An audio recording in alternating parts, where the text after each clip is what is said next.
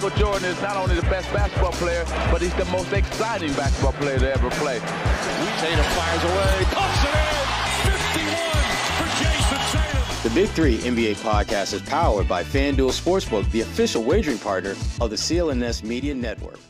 Hello, everyone. Welcome to the Big Three NBA podcast. I'm Kwani Lunis, Sherrod Blakely, Gary Washburn joining me right at the heels of the NBA All-Star Weekend extravaganza. Let's get right into it off the top. We're going to talk about the East dominating really the West, Team West. Damian Lillard, sorry, I'm far away now, but let's start with Tatum. Let's just go into the game itself. Tatum, Brown, standout during the weekend. What are your takeaways from that? Well, Gary was there, so I'm going to let him kick this one off. It was a nice weekend. I mean, both guys played well in the game. I mean, the game was terrible, but both guys got their shots off and scored and seemingly had a good time. Jaylen had 36 points. He could have been up for MVP, but I just don't think Dame was really going for it. I think I looked because it was like 5 minutes left. And I'm like, Dame's got 32, but he was out of the game. So I'm like, man, maybe if Jaylen can get more than 32, he's got a shot.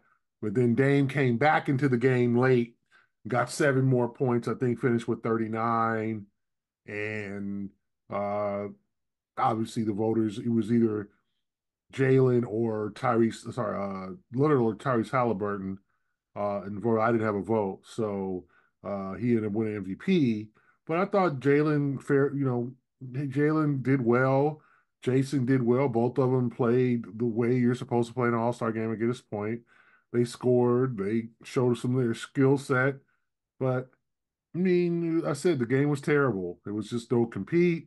The crowd wasn't really into it. In the game, the All-Star game is becoming like the, oh, yeah, we got to do this, kind of part of the weekend where, you got the excitement of the celebrity game. If you really are if you know any of those celebrities, I am losing touch with some of these, like, who is that? Oh, he's a social media influencer. Oh, she's an Instagram model. It's like, okay, my bad. And then there's the rising stars and people. I didn't watch a whole lot of that, but people seem to enjoy it. And then All-Star Saturday, it's just starting to lose its steam. And the game is becoming anticlimactic where it's like, oh, yeah, I forgot. Like, they've actually got to play the game. And I think there's just so much for these guys going on. Like, we can discuss this later. But just they get there, all the marketing commitments, appearances. Jason had stuff for his bank, for his shoes. Jaylen had stuff for other sponsors and stuff. So by the time they get to Sunday, these guys ain't ready to play no ball like that. You know what I'm saying? Like they're not as engaged, and it showed on the court. It's like a late pickup game, but like, yeah. But for Jason and Jaylen, it was a good showing for both of them in terms of like scoring. Yeah, I mean, they did what they're supposed to do at those things and just put on a little bit of show for the folks, show why you're one of the best players in NBA. And I thought they did that. But to Gary's point, Gary, he's such a nice guy. He really is. I want to tell you what that game is, Gary. It's trash. It's trash. It's not terrible. It's not bad. It's good. It's trash. No one cares about that game, including those who are playing in the game. That when I watch the All-Star game now, it reminds me of those days back when you would play pickup and you'd be on the court for like 3 hours or so, and you know that you got maybe one more game in you, but you really don't want to play it, but you still got 10 people there, so you just play anyway.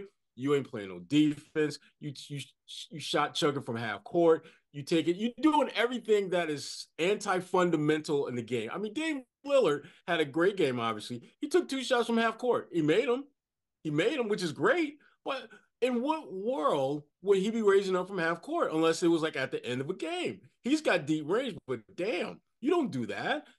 The game has become so anticlimactic and frankly just boring. This is what I suggest they do. And this is Sherrod putting on his commissioner's cap for a moment and giving him some real ideas of how to change this thing up, okay? Let's Scrap this.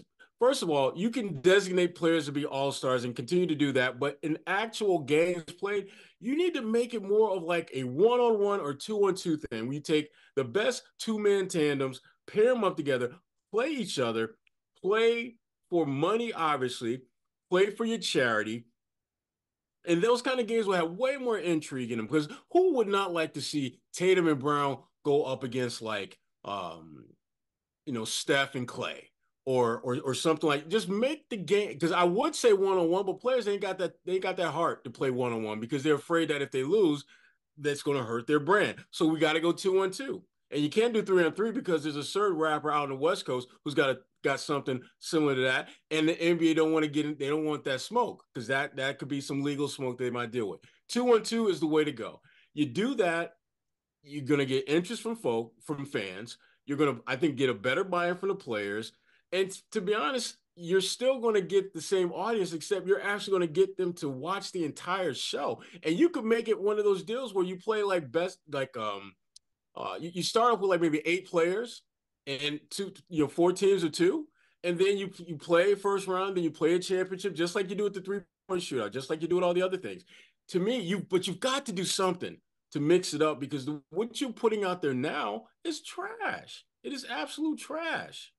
That being said, Jaylen and Jason had a nice weekend. For sure. They did what they're supposed to do. But the format that they have to do it in, I think, is trash. Yeah, to your point, I think someone has to just be really interested. I mean, not even, because to your point, like, people know who the best players in the league are at this point.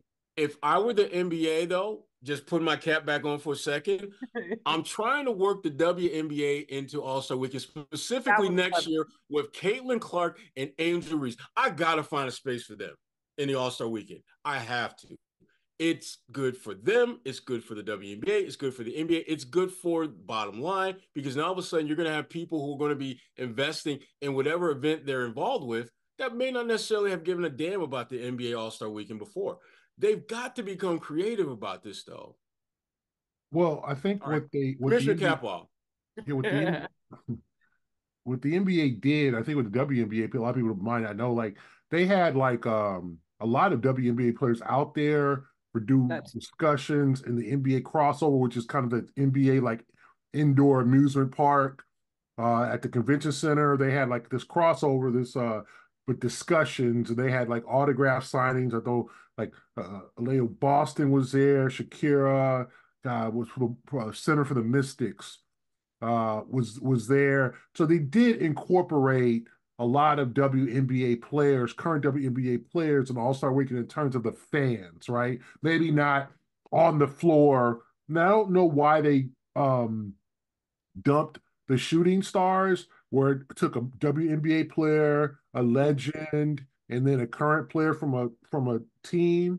So if you're Boston, you might have somebody from the Connecticut Sun, or you might pull out Eddie House, good idea. somebody like that, Peyton Pritchard, and Alicia Thomas from the Sun. Yeah. And they would participate in competition against, somebody from the Knicks, from the Liberty, and then like a Knicks legend, things like that. Like, I thought that was a cool plan. I thought that was cool because you got all the things involved. Mm-hmm. But they stopped that, and they did the shooting skills competition, which is kind of confusing. It's really not a lot of really action. It's throw the ball through the hoop and make a shot, and it's nice, but it doesn't do a lot. The 3-point contest, other than kill time, and I think that was one of the reasons why they made that tweak. That thing is, and it's an hour. I thought it was way too long. It was a full hour. The 3-point contest is fine. The dunk contest, we can talk about that later with Jaylen. But the All-Star game on my trash list. But keep going. The All-Star game, I think you're just gonna. It's gonna take leaders from each team to go up to their brethren, their younger teammates, and go, whether it be LeBron, Giannis, and go, listen, mofos, like, we gonna play hard. Like, it's going to take leadership. But when LeBron's like, hey, I'm only gonna play the first half, and LeBron left the bench for part of the game and went back to whatever, like, took a nap, got a sandwich. Yeah, if the veterans aren't taking it that seriously, then the young guys are not going to take it that seriously. So what you have to do is you have to have some command in that locker room, because a coach can't do nothing. Right. But, you know, LeBron's got to go to guys like Anthony Edwards and Karl-Anthony Towns and go, hey, fellas, listen, we've been messing around too long in this game. Midway through the third quarter, we're going to pick it up.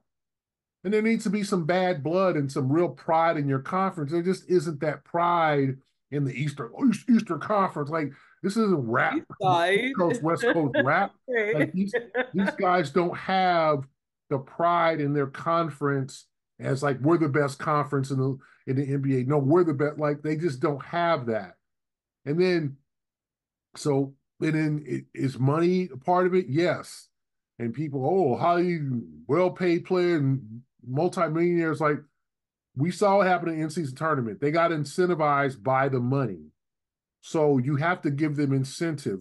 But I don't know if it's just straight cash or if it's like money for a charity or a cause or something where they can look good by giving to less fortunate, but also be encouraged to play hard. So I don't know what will kill I don't think you should kill the All-Star game.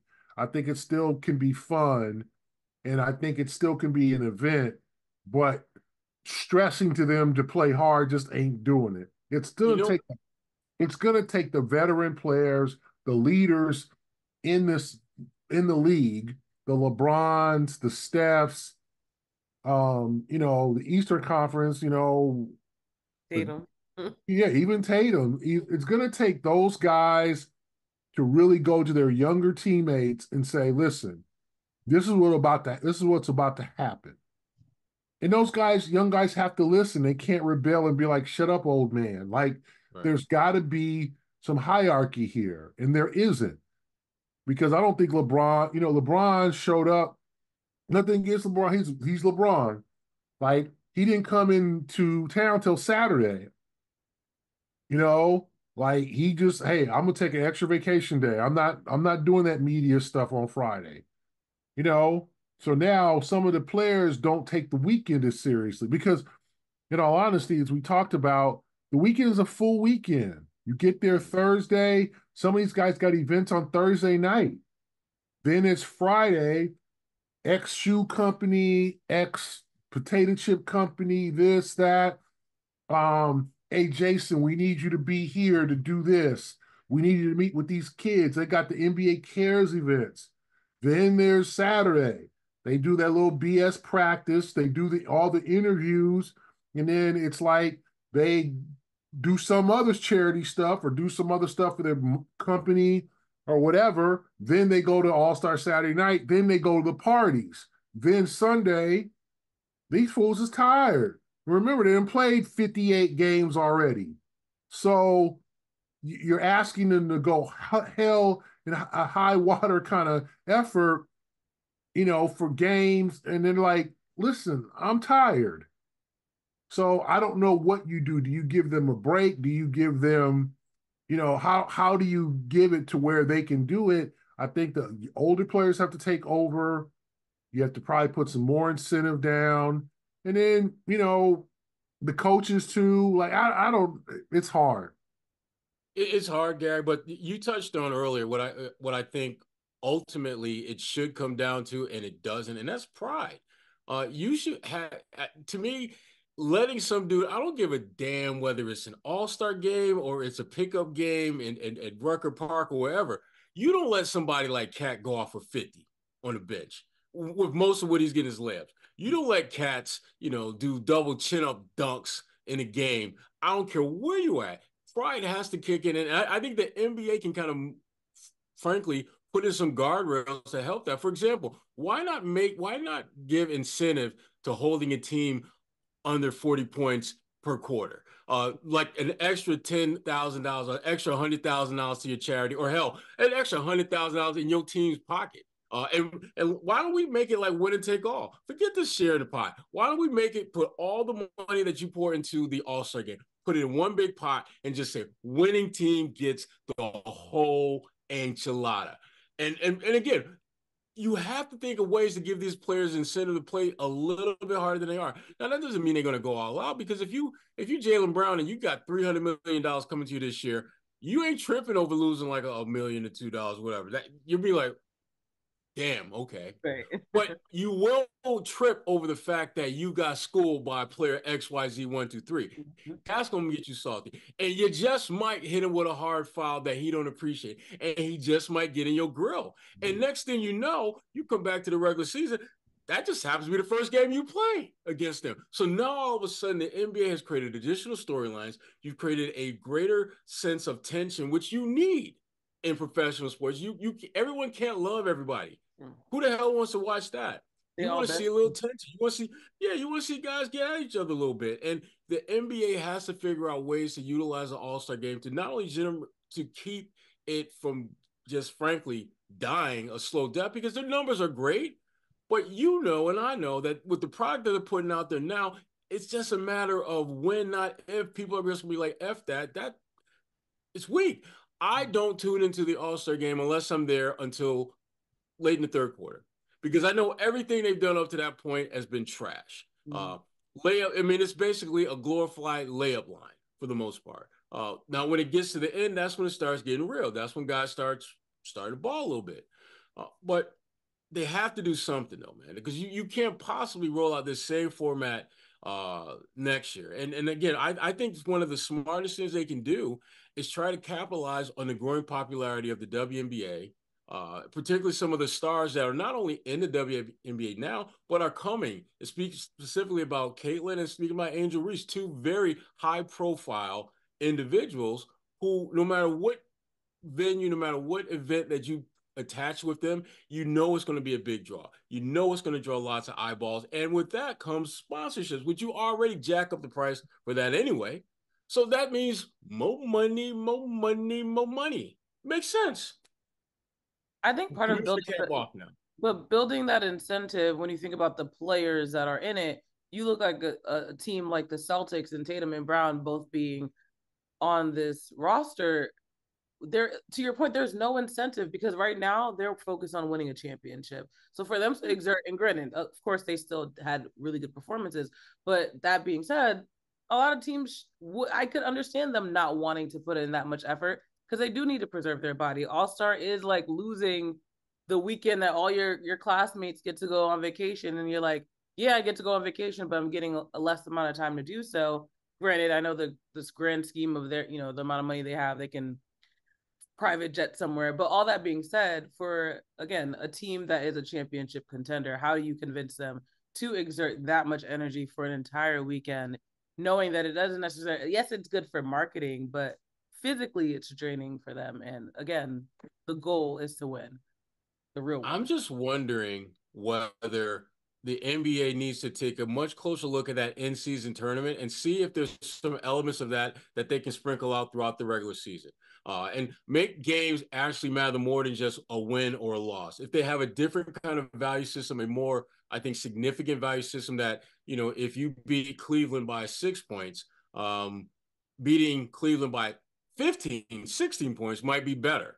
There might be incentive for you to be basically stay on your grind for an extended period of time, and then take that into the All-Star weekend where, again, there are potential incentives that you can, frankly, bake into the winning conference, so that potentially, you could have a situation where if, let's say, you're in the top 2 or 3 teams in the East and you're one of the top 2 or 3 teams out West, and you're thinking about home court advantage, you could potentially make it so that the winning conference will get X number of points towards their overall total. That could be the difference between them having home court in the NBA Finals and not.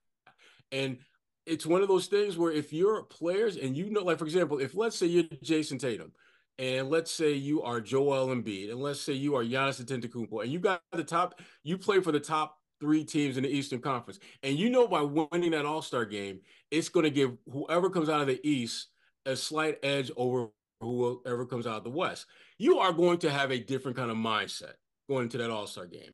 You're going to be looking to ball because you know that it's good not just for that moment, but it's good for the overall team that you are the leader of. And they need to figure out a way for these guys to care. That's what a lot of this comes down to. They just don't give a damn about All-Star weekend or the All-Star game because they're not given any incentive beyond just a check, which is basically lunch money to them, major payday for us. But for them, it's just it doesn't have the same significance. And they need to figure out a way to make these players care about this game. And to me, the one way that you can get their attention is make it impact playoff positioning, make it impact something that they absolutely care more about, because every NBA player who's been in the game for 5, 6, 7, 8 years, they ain't worried about money. They're good when it comes to money. They want to win championships because the players like Jason Tatum, who has made it clear he wants to be an all-time great. He knows that ain't going to happen unless he wins a chip. Figuring out ways to get him even beyond just the regular season, but also an All-Star weekend to keep that same edge about him. You're looking for ways to do that, and giving him and giving Giannis and guys who are playing on those top-tier teams an opportunity to improve their lot, so to speak, makes a lot of sense. Totally makes sense. The moral of the story is that the NBA does need to evolve, as the same way the game has their structure and their season needs to as well. Get your buckets with your first bet at FanDuel, America's #1 sportsbook. Because right now, new customers get $150 in bonus bets with any winning $5 bet. That's $150 if your bet wins. Bet on all your favorite NBA players and teams, quick bets, live same-game parlays, exclusive props, and more. Just visit FanDuel.com/Boston and shoot your shot. FanDuel, official sportsbook partner of the NBA. So moving on, Tatum and Brown. Let's talk about specifically Jaylen Brown's slam dunk contest. I want to hear both of your thoughts. He had an assist from Tatum. I saw the report that the glove, was that you, Gary? The silver glove was owed to Michael Jackson, who is Gary, Indiana, which other people did not pick up on that. They thought he was trying to prove that he can go left.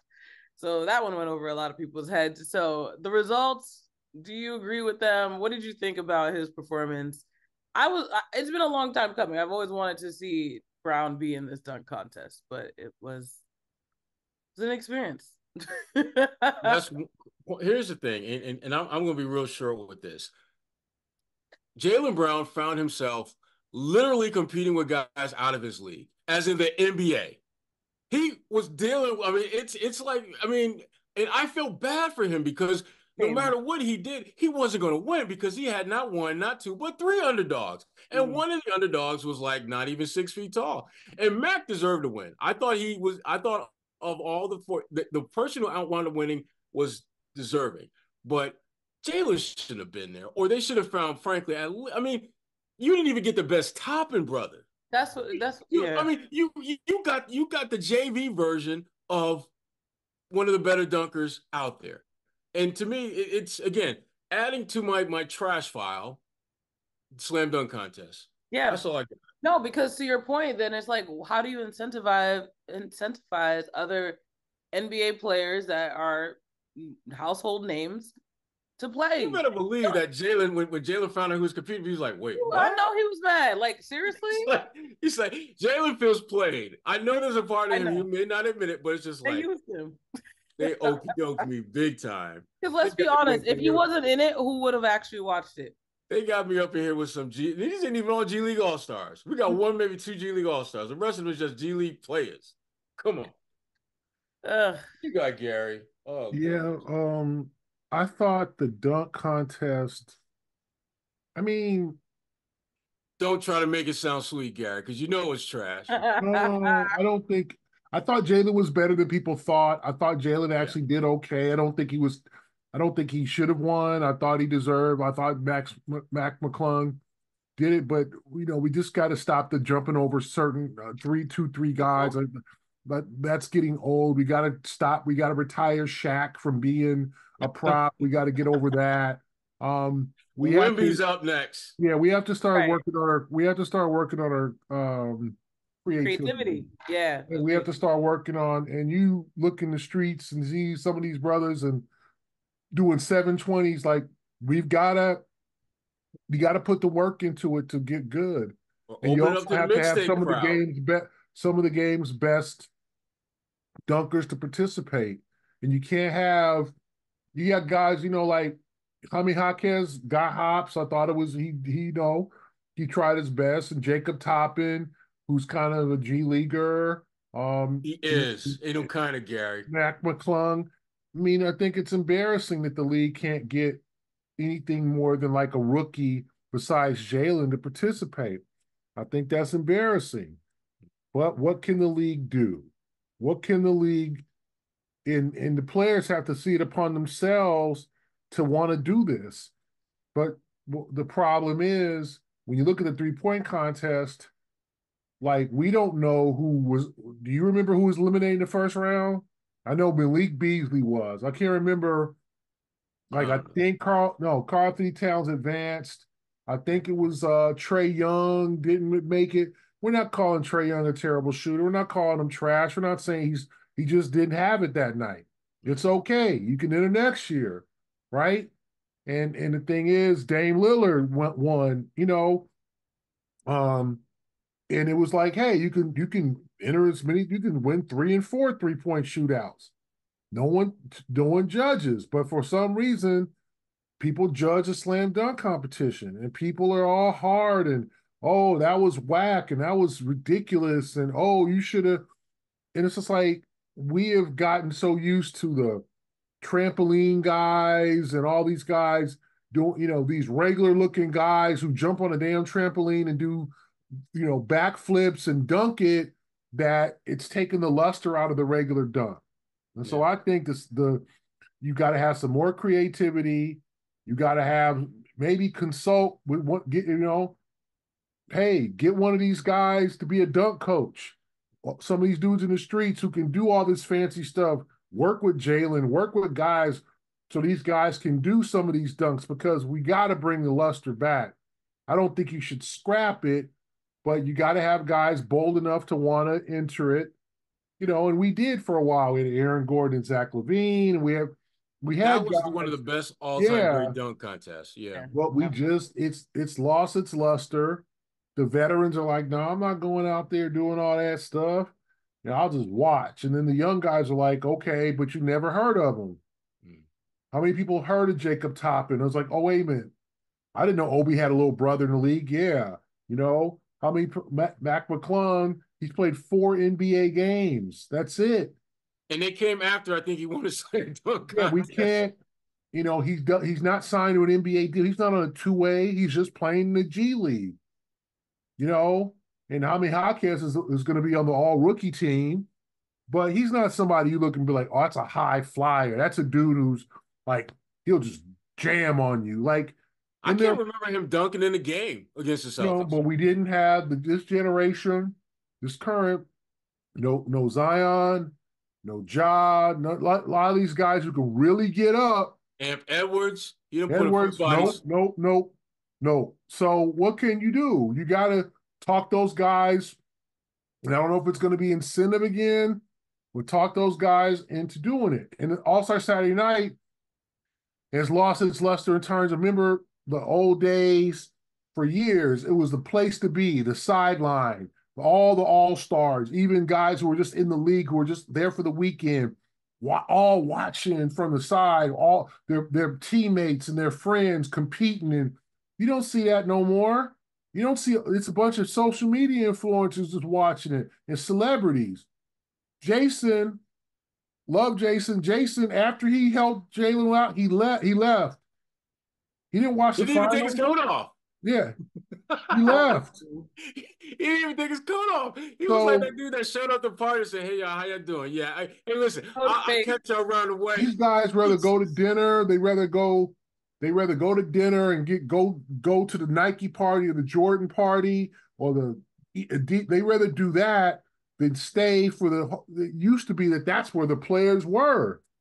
Everybody on the side, look at all the faces. Now it's like Giannis and those guys, a couple, but not like it used to be. And I don't know why. Whether it's because they don't give a damn. Yeah, I wanted to. Is it also the city too? You think the city makes a difference? I feel like that has to play a role. The destination. Yeah, but I do think that a lot of players still go to All-Star, for certain promotional purposes, even the ones that don't make the All-Star team.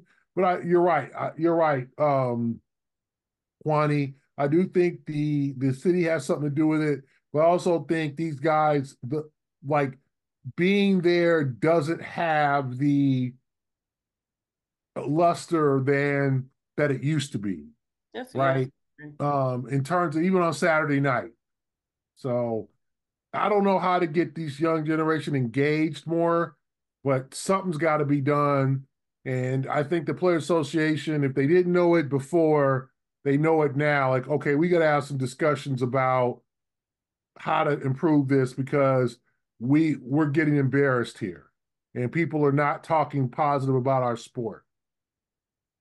All right, talking about Tatum, actually, I was surprised by this as well, but apparently Jason Tatum met Larry Bird for the first time this past weekend. Were you too surprised about that fact? Because again, I did not realize those two hadn't met. And why not? Would you be surprised? You got Gary. I wasn't surprised. I mean, when are they supposed to meet? Like, Larry Bird he's the anti-Magic Johnson. He's a very low profile. True. He doesn't do a lot of interviews. Yeah. He doesn't come back to Boston. He just does his thing. So when exactly are they supposed to meet? Larry doesn't come to Boston. He doesn't go to a lot of these like NBA alumni where you see a lot of the same former players come out and celebrate. And that's great. A lot of these guys are into that. It's like anything else. If you go to your high school reunion, I don't know. I mean, Kwani, I know it's a few years or many years before your 20th, but when you get your 20th, about 30% of your class is going to show. The other 70%, the other 70% are like, no, I'm good. Like, I ain't, why, no, I'm good. That was 20 years ago. I got other stuff to do with my money. I'm not, I don't need to see Bobo and Coco anymore and Little Monster. No, I'm okay with them. Who are these people, Gary? Bobo and Coco. Kilo and Oh yeah, you got your classmates thinking like, why is he putting up our nicknames in Front Street? I'm just saying, it's just so Larry doesn't. He's one of those guys that keeps a low profile. So no, I'm not surprised, and I don't blame him, and I don't blame anybody else. He doesn't come to reunions. Marvin Parrish doesn't come out very much. Some guys just aren't into it. And like, come back to Boston for like jersey retirement or KG's jersey. Like, you don't see it as much. And it's fine. And I don't blame Larry. I don't blame the Celtics. But when he was there, he was comfortable. He showed up. He's like, okay, I'm gonna be one of the hosts of this thing, and I'm gonna shake hands. And I thought it was an awesome, neat moment. Yeah. Like, I don't know what people are asking.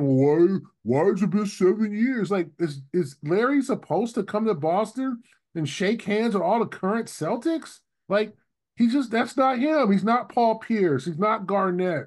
Yeah. He's not these guys. He's a 64-year-old man who stays, if I'm not mistaken, who stays in suburban Indianapolis and just stays to himself and does his thing. That's okay. It is. It is okay.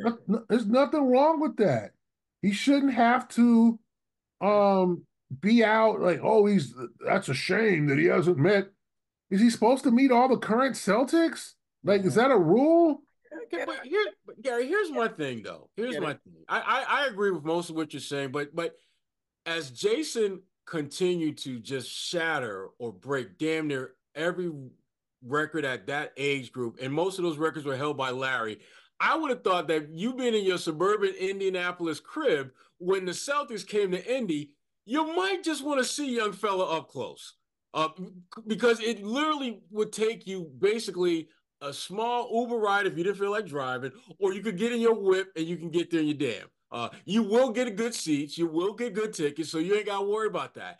I would have thought that would have happened by now, only just because of the way Jason has gone about taking an all-out assault on damn near every Celtic record, many of which Larry already owns. I would have thought that maybe he would have reached out in that regard. And because, again, to your point, Gary, he ain't coming back to Boston to say what's up to Jason Tatum. That ain't going to happen.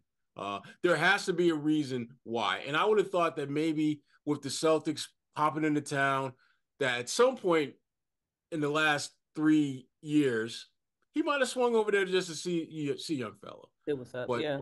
But yeah, I don't think you also got. I don't think You also had a anything. pandemic. You also like. I'm just not going. I just checked. Larry's 67 years old. 67, like, yeah. I'm not going to turn around and blame him because he doesn't come around and go into the locker room during a regular season game and go, "Hey, Jason, how are you? I'm Larry Bird." No. Can Like, you and I be friends? yeah, like it's just not where it is. He was it All-Star weekend. He showed does do every team's great? Does Michael Jordan go into the Bulls locker room and shake hands with Zach LaVine? But he No, don't even show when they raise him exactly. So I mean, he barely how many players are really doing? How many former players are really doing that? You know what I'm saying? Some of these guys, like, he's not Magic. That's a Magic Johnson thing. Like Isaiah Thomas, I'm sure, knows a lot of current guys. There's former players who really embrace the younger players. Larry just stays to. I don't think he dislikes. He literally said in his speech at the Legends Brunch, he likes the game the way it's played today. He loves it. He's not a bitter old man. He just doesn't like to get out. That's fine. He doesn't do a lot of media. He doesn't do a lot of interviews. He's not, so that's fine. So I don't expect that he's going to meet Jason and go in there and go, "Hey, Jason, I'm Larry Bird. I'm the man you wish you could be." Like, no, he's not going to he's not going to shake, it's like when it's right, it's right. He said something. I am him, Jason. Yeah, I am him. Like now, I'm sure if the Celtics said, "Hey, Larry, could you talk to our guys?" Or maybe if one of the Stevens or Missoula or somebody approached him and said, "Hey, Larry, could you speak to our guys?" I'm sure he would probably done that. Has that ever happened? I'm not sure. I'm not going to blame Indiana in the playoffs. Would not be surprised if I'm not going Brad to or blame Joe Larry pull that out. Bird. And also, Larry's an executive for the Pacers. He gonna hang out with other teams, so I don't blame Larry for doing that. I think we all know Larry Bird's a private guy. We don't see a lot. Magic turned 60. The whole world saw where Magic was every step of the moment turning 60. He went to the islands, Greek islands, Italy. He was Felt like I was with him. Yeah, like it was like Magic is one of those guys that he really is a public guy, and he always has been. And Larry's been the private guy, And Larry did a couple interviews this weekend, All-Star Weekend. He made a speech at the Legends Brunch. He did what he's supposed to do, and he's gonna go right back to just chilling and being like a retired legend, and that's okay. No, I respect it. And everyone has an individuality that should be embraced. And Larry has always kind of given that personality anyway. So it was more of still a shock for me because, again, you talk about Celtics history, but to your point, it's not always necessary for them to all have met. But closing out, let's look ahead. The All-Star break is not officially over. They still have 2 or 3 days to go to Mexico or something, but what do you guys want to see from them, and specifically when it comes to what they can improve on as they look towards this not formal second half, but after this All-Star break half? I want to see more of those end of the bench guys play, because if they're playing more, that means Jason Tatum, Jaylen Brown, Al Horford, Porzingis are playing less, and I want to see less of them closing out the season because I think they're going to need them to play extended minutes in the playoffs. And Joe Mazzulla, that's really the balancing act that he's going to have to strike between now and the end of the regular season, is giving his core guys enough downtime so that they're fresh and ready to roll come playoff time without them being rusty or without them being overtaxed. And to me, I look at guys like Tillman. I look at guys like Peyton Pritchard, who I think is trending in the right direction with his play of late, and as guys that you need to see more of going forward, because those are the guys that, again, I think can help you get through the regular season keep your core guys healthy enough for the postseason and prepare themselves for in case of an emergency, I got to play Peyton Pritchard's 25, 30 minutes. He's had, a good month and some change where he played, pretty good minutes. So that role wouldn't be something that all of a sudden he has to adapt to and get used to. So I think that's what I want to see. I want to see Joe really figure out that balance between keeping his core guys fresh and ready for the playoffs while giving opportunities for some of those end of the bench guys to close this thing out and help them secure that top seed overall. Yeah, I want to see them just punch first, take every game seriously, and give themselves a break for the last couple of weeks of the season. Like, make sure that keep a comfortable lead in the Eastern Conference and make sure the last couple of weeks is time for Porzingis to get rest, Horford to get rest, even Jason and Jaylen here and there to get rest and make sure that they're ready and they get that number 1 seed. So the schedule is a little bit difficult. Obviously, it starts with the Bulls or the Knicks. Then I think it's Philadelphia and Dallas. So not easy games, but take it and then coast into that number 1 seed, and then you get it. You're healthy for the playoffs and you're ready. And like Sherrod said, see what you got out of Jade Springer, see what you got out of Xavier Tillman, mix and match rotations, figure some things out, but also get some rest in April to where April is not a stressful month. Let all the other teams fight it out for number 2 seed or avoid the play-in. You have the number 1 seed all set and ready to go, and you're ready for the playoffs. Looking forward to it. Yeah, so for those who are itching for Celtics basketball, like Gary said, the next game will be on Thursday. They'll play the Bulls. The Knicks after that, then they'll be back at the TD Garden the following Tuesday to play the Sixers. Obviously, we'll probably have met by then. If not, meet right after for another episode of the Big 3 NBA podcast. So until then, we hope you are all in Presidents/All-Star weekend. But we'll be back next week. Thank you all for listening.